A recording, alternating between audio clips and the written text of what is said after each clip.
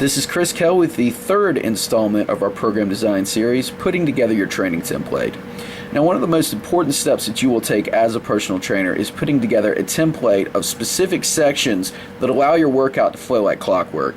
One of the biggest errors that I see with new trainers is not being able to manage 30 to 60 minutes. And the way that we get around that is we know exactly what we are doing when. Alright, so with that said, the first thing that I'm going to do when I'm putting together a client's workout is I'm going to look at their workout schedule. Alright, I'm going to plug in the days that they're working out with me. So in this instance, this client is doing Tuesday, Thursday, and actually, and on Monday, Wednesday, Friday, they're going to be doing their off-day mobility routine and their core training. The way that you get around being just the trainer and become a coach is that you also issue them their workout chart and teach them their exercises so they can work out on their off days as well. You'll notice that I want this client doing workout A again on Saturday. All right, so I'm going to teach them to read this workout chart so they can also do this on their own. All right, this is going to get us past the idea that we have to cram everything into a period of 60 minutes twice a week, and it really allows your client to build some buy-in to the program. All right, with the same token, okay, what I'm going to do is just list out some basic habits for the client this month. All right, so I want him to keep his nutrition log. We're logging exercises in his workout log, and then I have him doing some nutritional stuff as well. All right, you don't have to put that in, but that's just something that I found to be useful. Now, just going down here, all right, you can really sequence your workout in any way that you want, but these are the important points that I feel, should be contained in every workout. All right, first and foremost, we're going to start out with a thorough warm-up.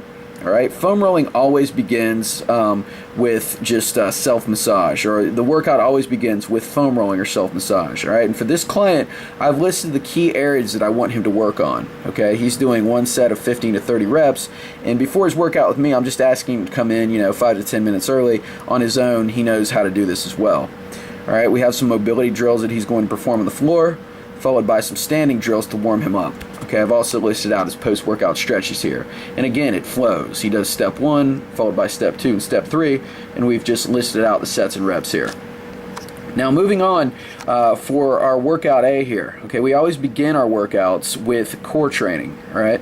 And with this, we've just listed out 4 core training exercises that we want him to do: bridge, clams, side plank, and a bird dog.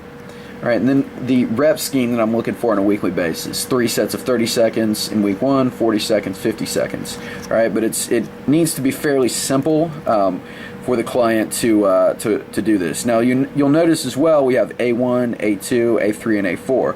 This is our first circuit, meaning we want the client to perform these exercises back to back for 3 rounds of 30 seconds each before moving on to their strength training. All right, for our next section, we have the main strength lifts. All right, the client is, and these are the ones that we really want to track and make progress in with each week. All right, this is progressive resistance, and if the client, this is really the driver of the rest of the workout. So if the client is getting stronger here, then they can expect to see some pretty good results. Once again, set up like a circuit. Upper body push, upper body pull, a mobility drill, followed by a filler exercise. And really, you can fill in any category that you want. But giving myself categories like this, it helps me to know what to plug in. So, I know that I need an upper body pushing exercise, and I just enter in a one-arm dumbbell press here. And, likewise with the lower body pull, it's the same idea. But that really gives me, by setting our categories first, we know exactly what we need to plug in. So exercise selection is kind of the last step. All right, we also have our auxiliary strength circuit, where the client is performing lifts that we're not necessarily keeping track of, but these are things that kind of are supporting our main lifts. All right, so it's set up in the same circuit fashion. All right, we sometimes will include prehab exercises as well. And then we end with a conditioning circuit. All right, in this instance, the client is doing what we call series interval training, where they're on a fan bike.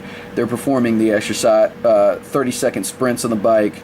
They're resting for 30 to 60 seconds, and they're doing it again. Notice that we progress it from week to week. All right, and the thing that I want to make clear is when I create my templates, all right, I'm going to create them for several months at a time for that cycle. So we've created a 60-day cycle. This is my client's next cycle. So I already know what he's doing for the next month. I've just progressed the exercises a little bit like that. What I also want to make clear is that, you don't necessarily have to do the lifts in this order.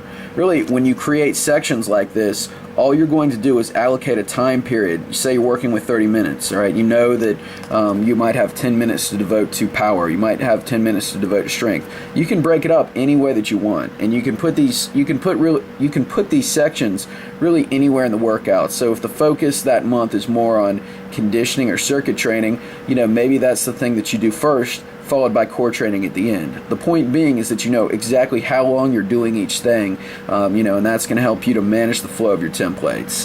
But again, with this, I'm going to issue my client the template as well, and we really want to teach the client exactly, how to do these exercises. So not only are they getting proper form, but they can also perform these in their off days.